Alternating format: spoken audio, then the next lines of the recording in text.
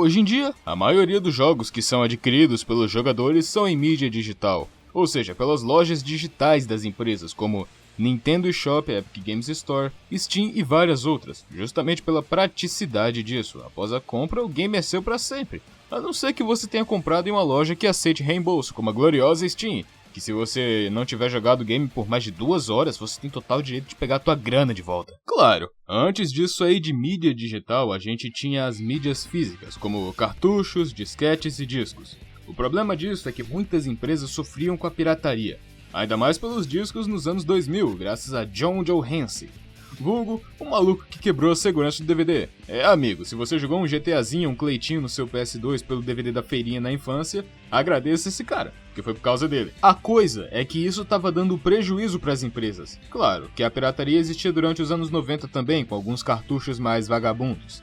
E daí as empresas criaram as medidas anti-pirataria, essas que bloqueavam a progressão dos jogos não licenciados. Um exemplo clássico é no game Earthbound de Super Nintendo, onde nas fitas piratas o game às vezes não abria, ou então spawnava inimigo adoidado para dificultar a vida do fã do One Piece aí. Ou então, se você conseguisse chegar no Gigas, vulgo Final Boss, o game crashava e os teus saves iam para Sergipe. Essas medidas eram úteis não só para impedir alguns pilantras de lucrarem o dinheiro das empresas, como também porque esses cartuchos mais gambiarrentos até danificavam os consoles. Hoje em dia, onde quase tudo é mídia digital, as empresas começaram a usar os DRMs, ou Digital Rights Management. Esses aí são tecnologias que bloqueiam conteúdo de mídias digitais não licenciadas, como em videogames hoje em dia. Um dos mais famosos e usados hoje em dia é o Denuvo. Esse DRM funciona de uma maneira que busca maior eficiência para garantir a segurança dos dados dos games para poder evitar a pirataria. Só que claro, tem uns poréns. Primeiro que dá pra burlar ele, só depende do mano que tá quebrando os códigos lá. O Denuvo funciona de uma maneira que exige que a tua máquina esteja conectada à internet o tempo todo, justamente para que ele fique ativo durante o tempo que o game tá rodando, justamente para enviar informações para um servidor e fazer a verificação e dar a confirmação que tá tudo de boas na maior paz. Se tiver algum arquivo modificado, o Denuvo vai ver isso, levantar uma trava e bloquear o teu game. O que não só impediria o game de ser pirateado simplesmente pegando os arquivos que você baixaria da Steam, por exemplo, e colocando uns DLL para emular a licença, como também o Denuvo consegue impedir você de meter uns mods no jogo que você comprou.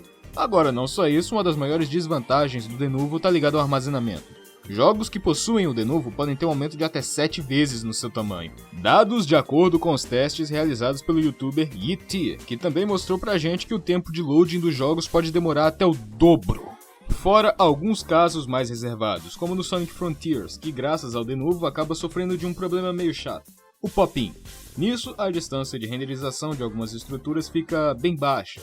E nisso dá pra gente ver as coisas literalmente brotando na nossa cara. Daí veio o nome pop-in, porque os bagulhos simplesmente brotam na nossa frente. Isso tinha virado até meme. Outro caso engraçado aconteceu com Resident Evil 8, onde a versão pirata sem o Denuvo rodava mais liso que a versão oficial comprada com o Denuvo. E não tô falando tipo de uns caras rodando o jogo num i5 de segunda geração.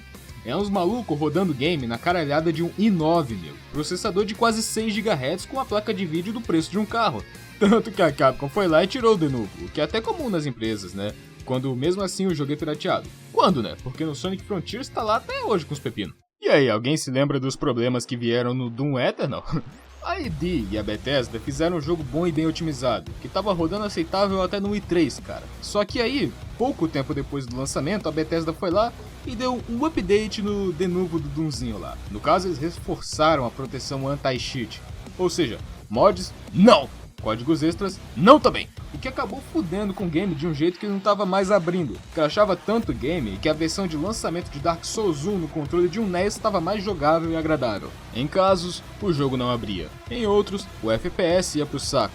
Tela azul, parava de funcionar no Linux e também o driver do Denuvo ficava rodando mesmo depois do jogo ter sido desinstalado. Isso tudo aí mais uns bagulhetes. Isso acontece nos jogos justamente por causa do Denuvo, que não é só mais um programa extra rodando na tua máquina comendo processamento, como também o Denuvo Anti-Cheat tem acesso total para ficar bancando Sherlock Holmes na tua máquina. Ou seja, acesso total ao seu disco rígido para ficar caçando código. E como sabemos, isso tudo é para evitar pirataria e trapaças. Mas infelizmente o preço disso é pegar a performance dos jogos e tacar na casa do caralho. E por que nós temos a pirataria? Bom, aí nós entramos em alguns pontos mais delicados. É contra a lei? É. Mas a gente, por exemplo, aqui no Brasil, tem mais alguma opção além de passar fome para comprar os jogos a 300 conto?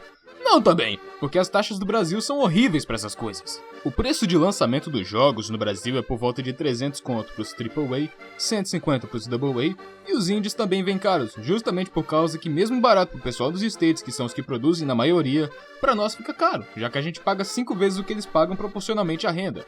Um AAA é literalmente 1/3 ou 1/4 de um salário mínimo BR. É só ver que a média do salário mínimo dos BR é R$ 1.300. O salário mínimo dos norte-americanos é aproximado, contando com o valor das horas e aproximados nos dias úteis do mês, fica 1.200 doletas. Ou seja, o salário mínimo deles é R$ 6.300, o que literalmente deixa os BR-AMC entre codex ou miojo durante 4 meses inteiros. Nem é uma questão de maldade de verdade, é mais uma reação a esse assalto à mão armada ao bolso do consumidor brasileiro que quer jogar um joguinho por causa da nossa moeda inflada e desvalorizada. E é por isso que os céus nos ouviram e permitiram a existência de desenvolvedores de bom senso. Permita-me explicar. Halfbound é um jogo indie interessante. Você é um carinha chamado Lore que vive em uma casa com seu cachorro falante e mais um adulto que até onde eu joguei o game não falou se é parente ou não do Lore. O game é um RPG interessante, tem puzzles satisfatórios, tem um combate que lembra Undertale, mas também lembra aqueles minigames de marreta do Plants vs Zumbis, e também lembra o Endless Running. Tem uma história que enche a gente de perguntas e coisas que eu acho que são piadas, mas o foco agora é o estúdio de desenvolvimento desse game, a Pirate Software. Este é Jason Thor Hall, ex-desenvolvedor da Blizzard e programador desse estúdio, e há umas 2 semanas o rosto dele começou a ficar mais conhecido graças a uma tática dele de combater a pirataria aqui no BR. Se liga. Piracy is generally an issue of economics. You either can't afford a game, so you pirate it, or you can't get the game because you don't have access to it. So let's take Brazil, for example. Brazilians in my chat, rise up. I love you guys. Brazil has a very big problem with piracy, but it's not because they're jerks. Brazil has a problem with piracy because economically it doesn't make sense to buy games in Brazil. They're usually dramatically expensive. So the way that I fixed this for Heartbound, we had a very large Brazilian population of people liked the demo. They absolutely loved it, and they couldn't buy the game because it was too expensive. So I did this. See this right here? Heartbound is 60% off in Brazil. It's 20 BRL, and I will never change the price for the Brazilian people. At 60% off, it's only $4 out of a $10 game. By making this affordable for the people of Brazil and localizing the game into Brazilian Portuguese, it is 25% of our studio's income via game sales. A ideia dele não é só magnífica, como também uma prova prática de que é sim possível lucrar a partir não só da localização da linguagem dos jogos, como também da localização do seu preço para adaptar a partir da renda do cidadão do país em questão. Tanto que o Halfbound, com seu precinho de R$20, conseguiu, com todas as vendas do Brasil, representar 25% do lucro que o estúdio teve com o game. Vamos fazer uma comparação. Na terra do Tio Sam, o Halfbound está custando $10. O que pra nós aqui no Brasil seria por volta de 50 conto.